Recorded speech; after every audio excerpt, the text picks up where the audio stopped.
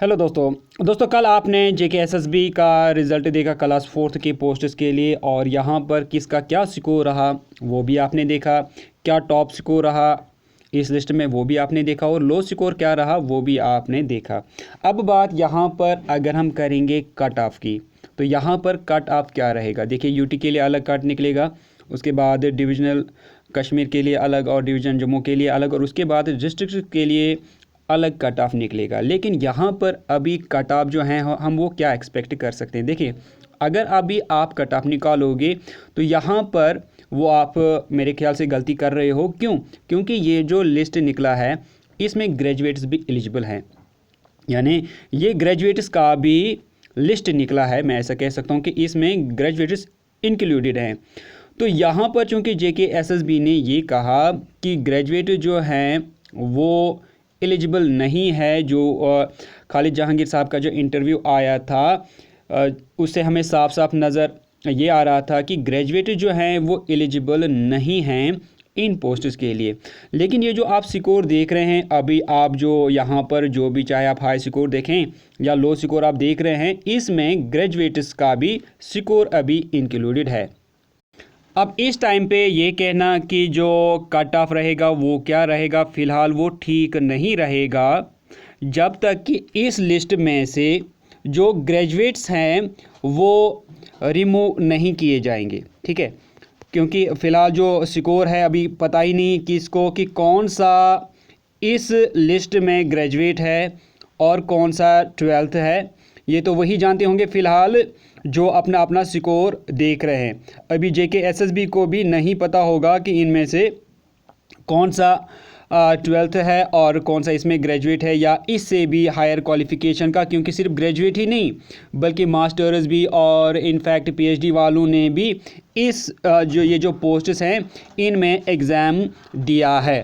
तो यहाँ पर पहले जेके एसएसबी को इन सारे कैंडिडेट्स को जो इसमें एलिजिबल नहीं है पहले उनको रिमूव करना होगा, और जो 12th वाले हैं पहले उनकी लिस्ट जो है वो प्रिपेयर करनी होगी। और जब ऐसा होगा यानी ये पूरा जो लिस्ट है फ़िल्टर होगा, तो जो 12th लेवल के होंगे पहले जब उनकी एक लिस्ट निकलेगी कंप्लीट, चाहे वो डिवीज़न की हो, यूटी की हो या फिर डिस्ट्रिक्ट की हो, तब उसके बाद जो ओरिजिनल लिस्ट है वो सामने आएगी। और उसी फिर ओरिजिनल लिस्ट में असल जो कट ऑफ है वो इंसान जो है या कोई भी शख्स उसको गैस कर सकता है। फ़िलहाल यहाँ पर इस लिस्ट में कट ऑफ निकालना जहाँ पर ग्रेजुएट्स भी हैं, मास्टर्स डिग्री होल्डर्स वाले भी हैं, इनफैक्ट पीएचडी वाले एमफिल वाले जो हैं वो भी इसमें फ़िलहाल इंक्लूडेड हैं। तो यहाँ पर पहले इस लिस्ट को जेके एसएसबी को पहले फ़िल्टर करना होगा।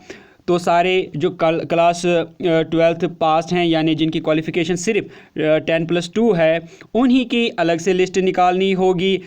तो ये एक मेरे ख्याल से बहुत ही कॉम्प्लिकेटेड प्रोसेस रहेगा, तभी जाकर यहाँ पर सही जो कट ऑफ लिस्ट है वो निकाली जा सकती है। उसके बाद जो दूसरा क्वेश्चन है वो है कि क्वालिफाइड का क्या मतलब है। ये अच्छे से समझिएगा, मैंने इसको कल लाइव में भी बताया था कि क्वालिफाइड जिन दोस्तों का स्कोर, जिन कैंडिडेट्स का स्कोर यहाँ पर 0+ है, 0+ है यानी 0 से ज़्यादा है, उनको यहाँ पर जेके एसएसबी ने क्वालिफाई किया है। मतलब जो क्वालिफाइड यहाँ पर जिसका क्वालिफाइड है इन्हीं में से लास्ट जो सिलेक्शन लिस्ट है, याद रखिएगा सिलेक्शन लिस्ट यानी जिनको जॉब मिलेगी इन्हीं में से होंगे। यहाँ जिनको क्वालिफाइड लिखा है तो इन्हीं को जॉब मिलेगी, चाहे फिर वो किसी भी लेवल की जॉब हो, चाहे यूटी में हो, डिवीज़न में हो या फिर डिस्ट्रिक्ट में हो, तो इन्हीं में से इन्हीं लोगों को जॉब मिलेंगी फिर जितनी भी पोस्ट्स होंगी। और जिन दोस्तों का स्कोर या जिन कैंडिडेट्स का स्कोर 0 या 0 से कम है उनको डिसक्वालीफाई किया गया है। यहाँ पर इसका मतलब ये है कि वो जिनके सामने डिसक्वालीफाई लिखा है उनको जॉब नहीं मिलेगी, उनकी सिलेक्शन नहीं होगी। तो सिलेक्शन सिर्फ क्वालिफाइड में से होगी, इन्हीं में से अब सिलेक्शन लिस्ट निकलेगी। तीसरा कि यहाँ पर लिखा है, बहुत सारे दोस्त अपना अपना स्कोर देख रहे होंगे, यहाँ पर एक स्कोर लिखा है, लेकिन यहाँ पर आप देख रहे हैं कि कम स्कोर या ज़्यादा स्कोर आ रहा है। तो ऐसा क्यों? देखिए दोस्तों, ये जो स्कोर है ये नॉर्मलाइजेशन बेस्ड है। नॉर्मलाइजेशन में क्या होता है कि जब कोई पेपर अलग अलग शिफ्ट्स में लिया जाता है, जैसा आपने देखा कि क्लास 4th का पेपर शिफ्ट्स में हुआ। पहला पेपर जो है वो 27 फ़रवरी को हुआ, दूसरा पेपर जो है वो 28 फ़रवरी को हुआ और तीसरा पेपर जो है ये 1 मार्च को लिया गया। यहाँ पर अक्सर आपने देखा कि कैंडिडेट्स फिर ब्लेम करते हैं।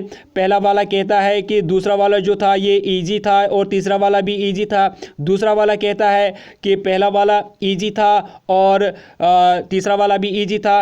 और जो थर्ड वाला है वो कहता है कि पहले जो 2 पेपर्स हुए ये इजी थे, मेरा वाला टफ था। तो ऐसे में क्या किया जाता है, ऐसे में नॉर्मलाइजेशन की फार्मूला जो है उसको अप्लाई किया जाता है, जो सिर्फ JKSSB नहीं बल्कि जितने भी रिक्रूटिंग एजेंसीज़ हैं, जब वो पेपर शिफ्ट्स में लेते हैं तो वो नॉर्मलाइजेशन का इस्तेमाल करते हैं। तो नॉर्मलाइजेशन से क्या होता है, जितने भी पेपर जो हैं, चाहे कोई टॉप का रहा हो या फिर कोई लो का रहा हो, उनको एक ही लेवल में लाया जाता है और इसके लिए एक फार्मूला का इस्तेमाल किया जाता है जिसको नॉर्मलाइजेशन फार्मूला कहा जाता है। तो उस फार्मूला की बेस पर सबकी जो है एवरेज मानिए एक निकाली जाती है, जिससे जो मार्क्स हैं वो तकरीबन एक ही लेवल के बनते हैं। ओवरऑल मार्क्स जो हैं वो तकरीबन एक ही लेवल के बनते हैं।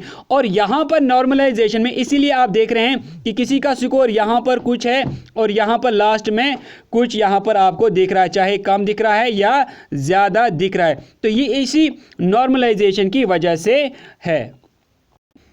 तो दोस्तों यहाँ पर आप बिल्कुल टेंशन ना लें, बल्कि ये सभी के साथ है। किसी का यहाँ पर मार्क जो है इसीलिए कम शो हो रहा है, क्योंकि यहाँ पर जो फार्मूला है वो नॉर्मलाइजेशन की बात हुई है, ताकि किसी के साथ ना इंसाफी ना हो जाए। तो इसीलिए आपके मार्क जो हैं वो कम शो हो रहे हैं।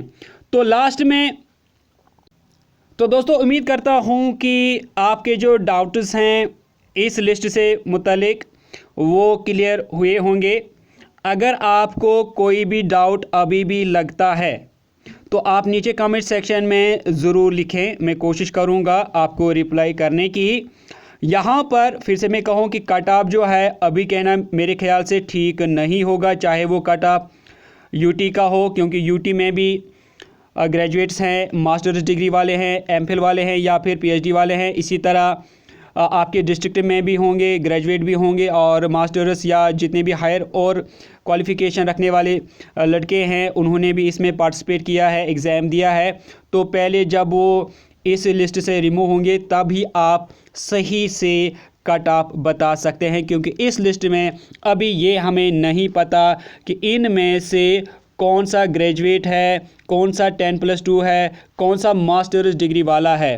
तो ठीक है, तो यहाँ पर JKSSB की चेयरमैन की अगर हम बात करें तो उन्होंने क्लियरली तकरीबन साफ साफ ये कहा है कि ग्रेजुएट जो हैं वो इन जॉब्स के लिए एलिजिबल नहीं है, क्योंकि उसने इशारों में ही ये भी कहा कि जो हायर क्वालिफ़िकेशन वाले बंदे होंगे अगर वो इस पोस्ट के लिए सिलेक्ट होते हैं तो वो हायर क्वालिफ़िकेशन वाले इस जॉब को ठीक तरह से नहीं करेंगे, अच्छे से नहीं करेंगे, क्योंकि ये उनके क्वालिफ़िकेशन के हिसाब से सूटेबल जॉब नहीं है। तो इनको इस जॉब में वो इंटरेस्टिंगली काम नहीं करेंगे, मतलब वो सही से ये काम अंजाम नहीं देंगे। और जो लो क्वालिफ़िकेशन वाले कैंडिडेट्स होंगे वही ये जॉब मन से करेंगे, अच्छे से करेंगे।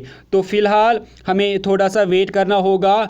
अगर JKSSB ये क्लियर करता है कि इसमें जो है एक नई लिस्ट निकाली जाएगी जिसमें सिर्फ 10+2 के ही बच्चे इंक्लूड होंगे। तो दोस्तों इसी के साथ मैं ये वीडियो को करता हूँ एंड उम्मीद करता हूँ कि आपको वीडियो अच्छी लगी होगी। वीडियो अच्छी लगी तो वीडियो को लाइक और शेयर करें, और अगर आपने अभी तक भी चैनल को सब्सक्राइब नहीं किया तो डेली वीडियोस अपडेट्स नोटिफिकेशन पाने के लिए चैनल को सब्सक्राइब करें और साथ में बेल आइकन भी जरूर प्रेस करें। दोस्तों मिलते हैं कल एक नई वीडियो में, तब तक के लिए टेक केयर।